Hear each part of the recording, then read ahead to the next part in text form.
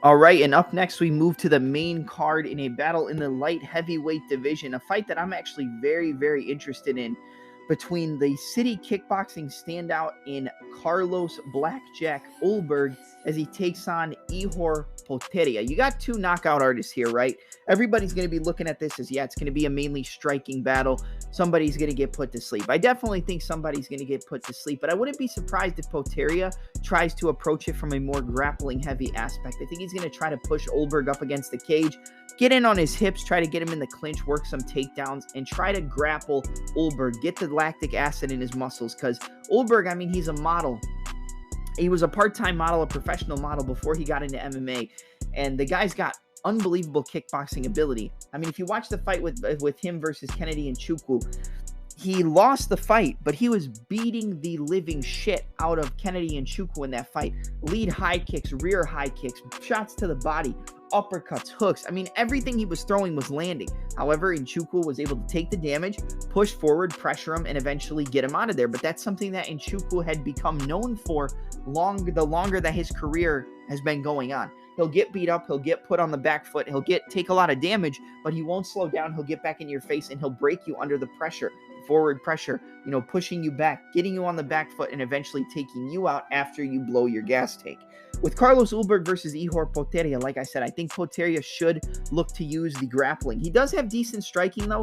He fights primarily as a southpaw. Ulberg's going to be the orthodox fighter, so it's going to be the outside foot positioning battle. Ulberg's going to try to get his lead left foot on the outside of the lead right foot of Potieria and eventually try to land the jab to the check left hook, which coincidentally is the same way that he finished a common opponent he has in Ihor Potieria in Nikolai Negumereanu. He was able to knock out Nikolai Negumereanu in the first round at UFC 281, constantly using lateral movement, changing the directions between left and right, getting Nikolai Negumereanu to try to kind of be able to find the range, not be able to download the rhythm. He was landing inside and outside low kicks, chopping up the lead leg of Nikolai Negumereanu, using the jab whenever Negumereanu tried to close the distance, popping him with the jab, circling left and right, in and out, circling left and right, moving laterally, eventually jabs. Nikolai Negumereanu tries to come over the top and counter with a power shot. Carlos Ulberg parries that jab, or not parries, but channels the jab into a left hook. So jab, check left hook. He hurts him, wobbles him, hits him with a right hand, knocks him out cold in round one. I think we're going to see a similar thing here against Potieria. Potieria has good low kicks, inside and outside low kicks, a very good straight left hand, good check right hook, but his movement isn't really there. Even in the fight against Nikolai Negumereanu, he was doing okay, but he got tired, he got worn out, and I think both of these guys have cardio issues. I think the longer the fight goes, both of these guys are going to slow down, but I don't really take any stock in Poteria's last win over a completely out of prime, over the hill Shogun Rua, who I think was on a win streak at the time when he fought Potieria, but that's not really anything you want to look at. Like, who cares? He beat Shogun. Like, Shogun's nothing now. And I'm not discrediting him or disrespecting him. It's just at this current point in time, that win doesn't really do anything for him. And I did bet Potieria in that spot by TKO. So I think Potieria does have the chance to use the grappling, slow him down, and probably outwork Ulberg on the floor. However, in the fight against Nikolai Negumereanu, he was getting taken down. He was getting grappled. He was getting, controlled from the top position. And, Negumereanu is known as a grappler, but most of the time in the cage, he's fighting on the feet and he's striking. And he eventually knocked out Potieria, landed a vicious uppercut, hook, and then knees inside the clinch and put him away. So we've seen Potieria get finished. We've also seen Ulberg get finished.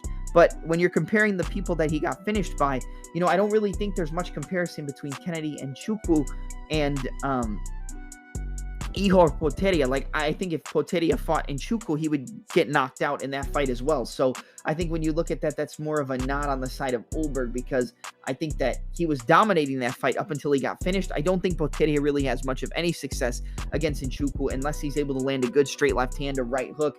The only thing I notice about Potieria when he strikes, it's a lot of inside and outside low kicks. He loves to start the combinations with the low kick, shoot the straight left hand, and then try to come around the side with the lead right hook. I think that could work against Ulberg, who fights hands down, using the lead hand frames, kind of fighting from the outside and using the lateral movement and footwork.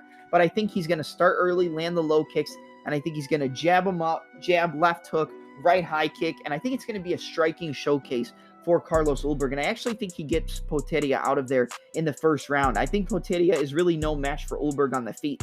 Ulberg is much better technically. He has much better movement.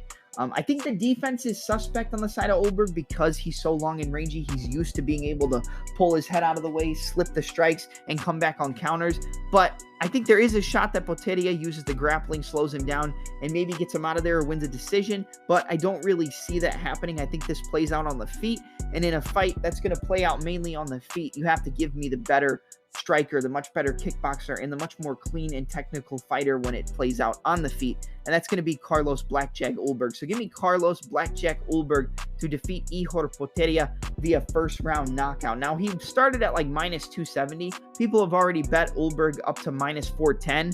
I think he's a good parlay piece. I would never play or advocate you to play him on the money line at a minus 410 in a single pick, but in a parlay, it's okay. But I would say look for Carlos Ulberg inside the distance, but don't necessarily only look at that. Look at Carlos Ulberg by KO, TKO, or DQ. I bet him by KO against Nikolai Negomereanu. I think I got him at like plus 190, plus 200. So I think you look at that. If they give you minus 110, plus 120, somewhere around there, I think that's the better play. So I would take Ulberg by KO, TKO, or DQ when the lines, the props do come out on DraftKings or whatever sportsbook you're using. But the pick is going to be Carlos Ulberg to dance his way to another first round vicious knockout against Ihor Potieria. I really don't think Potieria is much of a match for Ulberg when it comes to the striking game.